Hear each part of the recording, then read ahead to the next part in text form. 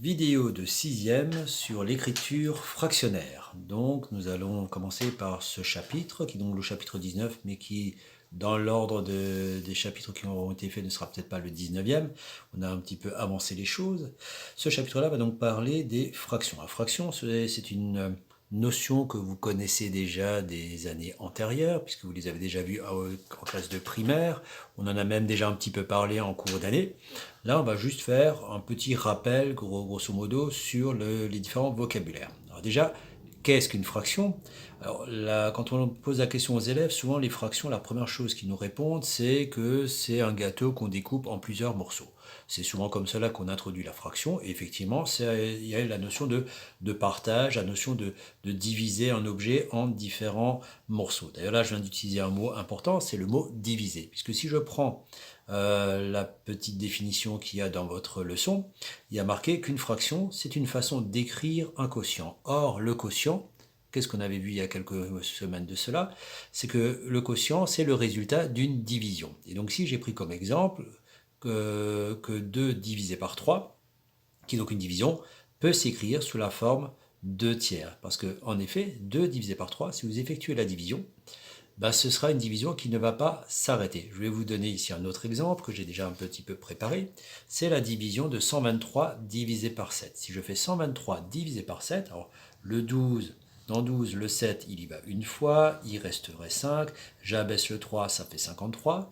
Dans 53, le 7, je peux le mettre 7 fois, ça fait 49. Il resterait donc 4. Et là, je n'ai plus de chiffres pour continuer ma division. Or, on a vu il y a quelques jours de cela maintenant, c'est qu'une division, quand on n'a plus de chiffres, on peut quand même la continuer. Il suffit de descendre des zéros. Les zéros qui proviendraient en réalité des décimales qu'on rajouterait à 123. En effet, 123, je peux dire que c'est 123,0000, et comme cela, une infinité de zéros, autant de zéros que je veux. Et donc je vais descendre un de ces zéros-là. Et donc ça va devenir 40. Donc 4 va se transformer en 40. Mais comme ce zéro se trouvait après la virgule, je mets une virgule également ici. Et maintenant, j'effectue ma division tout à fait normalement. Dans 40, le 7, je peux le mettre 5 fois, puisque 5 fois 7, ça fait 35, il resterait 5. J'abaisse un autre 0, là je la fais relativement rapidement. Il y va 7 fois, ça fait 49, il reste 1. J'abaisse un 0, il y va une fois, puisqu'il va du coup rester 3. J'abaisse un autre 0, il y va 4 fois, 4 fois ça fait 28, il resterait 2, j'abaisse un 0, il y va 2 fois, puisque 2 fois 7 ça fait 14, il resterait 6, j'abaisse une nouvelle fois un 0, enfin, on commence à se dire que la division elle dure un petit peu longtemps, ça fait 56, il reste 4, et tiens, il reste 4. Souvenez-vous qu'au départ, quand j'ai descendu mon premier 0, j'avais un 4 déjà ici. Ce qui veut donc dire qu'en réalité, toute cette série, 40, 50, 10, etc., elle va se renouveler ici. Et donc, ma division, elle va être infinie. C'est-à-dire, en fait, ce que je viens de souligner ici, le 5, 7, 1, 4, 2, 8, ça va être ma période et elle va se répéter indéfiniment.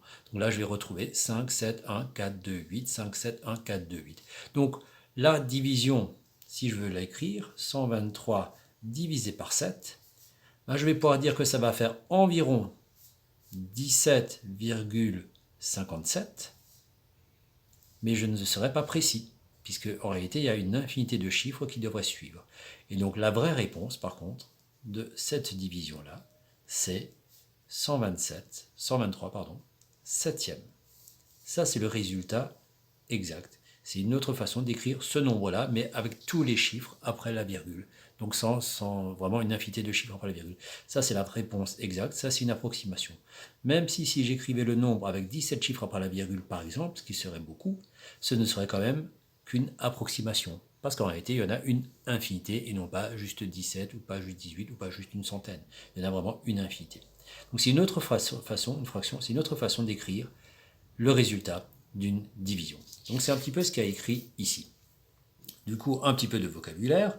Dans une division classique, quand on la pose, ceci s'appelait le dividende, ça c'était le diviseur, ça c'est le quotient.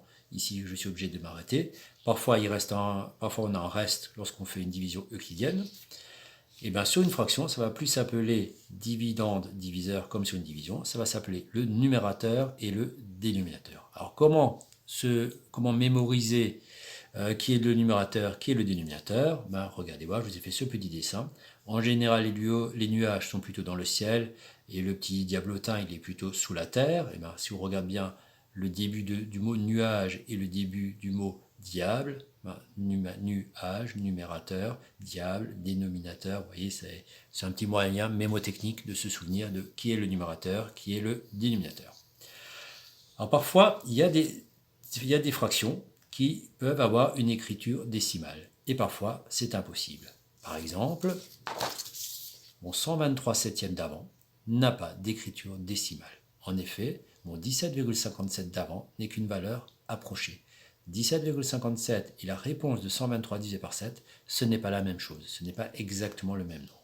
Mais il y a des divisions qui vont s'arrêter et du coup, vous aurez des vraies valeurs. Exemple, si vous faites 15 divisé par 1000, si on n'a pas besoin de calculatrice ni même de le poser pour pouvoir le faire, on sait tous que 15 divisé par 1000, on va décaler la virgule de 3 rangs, ça fait 0,015. Donc 15 millièmes sera égal à 0,015. Donc je pourrais écrire ceci, avec un vrai symbole égal, puisque c'est la même valeur. Ça et ça, c'est la même valeur. De même, si vous faites 3 divisé par 2, ça fait exactement 1,5. Donc la moitié de 3, c'est 1,5. Donc là aussi, je pourrais marquer 1,5. Par contre, si vous faites 2 divisé par 3, si vous tentez de faire la division, soit à la calculatrice, soit en la posant, vous verrez que ça fera 0,6666666, qui ne s'arrêtera jamais. D'ailleurs, petite remarque, si vous vouliez arrondir cela correctement, par exemple avec 2 chiffres après la virgule, vous serez obligé d'écrire, c'est ce que je vais faire d'ailleurs, environ égal 0,67 et non pas 66. Alors pourquoi j'écris 67 et pas 66? Ça aussi, on en a déjà parlé une paire de fois. C'est tout simplement parce que si je découpe, regardez voir ici, il y a marqué 0,666. Si je découpe à cet endroit, 666, est-ce qu'il est plus proche de 670 ou est-ce qu'il est plus proche de 660? Je pense que vous êtes tous d'accord pour dire que 666 sera plus proche de 670. Et c'est pour cette raison-là que je vais arrondir par excès, c'est-à-dire je vais prendre le plus proche des deux résultats qui l'encadrent, et en l'occurrence ici ce serait 67. Si ça avait été 0,66 par exemple un 2 à la place du troisième 6, j'aurais arrondi à 0,66. Tout dépend vraiment du troisième chiffre pour l'arrondir à deux chiffres. De même, si vous faites 4 divisé par 7, là aussi vous allez trouver un nombre qui ne va jamais s'arrêter, et donc là aussi, si je l'arrondis à deux chiffres après la virgule, je vais pouvoir écrire 0,57, parce qu'après le 7, il y a 1. Donc 571 est plus proche de 570. Par contre, si j'arrondissais après à 1, 2, 3, 4, 5 chiffres après la virgule, 428, c'est plus proche de 430, j'aurais arrondi à 0,57143 et non pas en 2. Petite propriété, lorsqu'on multiplie une fraction par son dénominateur, on obtient son numérateur. Pour comprendre cette phrase, peut-être la relire deux fois. Donc, qu'est-ce qu'elle dit cette phrase? Lorsqu'on multiplie, donc j'ai une multiplication, une fraction, par exemple 2 tiers, par son dénominateur. Le dénominateur, je vous rappelle ce que c'est, nuage démon, dénominateur c'est le 3. Donc si je fais 2 tiers fois 3, ou 4 septièmes fois 7, ou 13 onzièmes fois 11, etc., j'obtiens le numérateur. 3 fois 2 tiers ferait 2. Alors pour quelle raison? Je vous ai ici préparé un petit croquis. Je vais faire justement le fameux 3 fois 2 tiers. 3 fois 2 tiers, ça veut dire que j'ai un tiers. Donc là j'ai 2 tiers de quelque chose, d'un cercle en l'occurrence, d'une pizza par exemple. J'ai 2 tiers d'une pizza, et si ça je le prends 3 fois,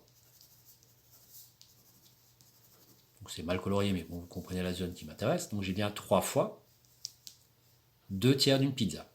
Et je prétends que ce morceau-là, si je le mets ici, et ce morceau-là, si je le mets là, ça fait l'équivalent de, quand on regarde, bon, il faut imaginer que les pizzas, elles ont toutes la même taille. Donc, le morceau qui est là, je le rajoute ici, et le morceau qui est là, je le rajoute là. Ça me fait bien 2 pizzas en entier. Donc 3 fois 2 tiers, c'est bien la même chose que 2 pizzas complètes. 3 fois 2 tiers d'une pizza, ça fait 2 pizzas complètes. C'est ce qui est marqué là. Et ce qui est valable ici avec le 3 et avec le 2 serait valable avec n'importe quel nombre. 7 fois 11 septièmes ferait 11 par exemple. On peut également placer un point sur une droite graduée. Exemple, si je veux placer le point que je vais appeler M d'abscisse 3/5, donc on va considérer que ça c'est 0, ça c'est 1, 2, 3, 4, etc. Le 1, je vais le partager en 5 morceaux, parce qu'on me demande de faire des 3/5, les 3/5, donc ça c'est 1/5, 2/5, 3/5, 4/5, 5/5, d'ailleurs c'est tout à fait logique. Si vous coupez quelque chose en 5 et vous en prenez 5, vous allez retomber sur 1, sur l'entier. Donc 5/5, ça fait 1. Et donc si je veux placer le point M de coordonnées 3/5, 1/5, 2/5, 3/5, le point M se trouve ici. Pensez toujours à mettre une croix à l'endroit où vous voulez positionner votre point pour qu'on sache précisément où c'est que vous voulez le mettre. Okay. D'ailleurs, si je continuais, si je suis donc à 5/5, je pourrais continuer à 6/5, 7/5, 8/5, 9/5, 10/5. À 10/5, on tomberait sur 2. Alors pour quelle raison est-ce qu'avec 10/5, on tomberait sur 2? Tout simplement parce que si vous effectuez la division suivante, 10/5, souvenez-vous que 10/5 c'est la même chose que 10 divisé par 5, et ça fait bien 2. D'ailleurs, petite remarque, sans citer la marque, je pense que vous avez tous reconnu cette barre de chocolat, qui est bien en 1/5, 2/5, 3/5, 4/5, 5/5. Elle est coupée en 5 parties. Ce morceau-là, c'est 1/5. Celui-là, c'est 1/5 aussi. Celui-là, ce serait 1/5. Celui-là aussi, c'est 1/5. Et le dernier, c'est 1/5 aussi. Donc j'ai 5 morceaux qui ensemble feraient la barre chocolatée en entier. Si je vous dis de prendre 1/5, vous prendriez cette partie-là. Maintenant, si je vous autorise à prendre 10/5, vous en prendriez combien? 1, 2, 3, 4, 5. Et puis vous reprendriez une deuxième barre. 6, 7, 8, 9, 10. Ça vous ferait bien 2 barres. Donc c'est pour cela que 10/5, ça fait bien 2. Voilà. Fin de la vidéo, je vous invite à faire les exercices qui sont demandés et de consulter par la suite les exercices de correction. Bon courage!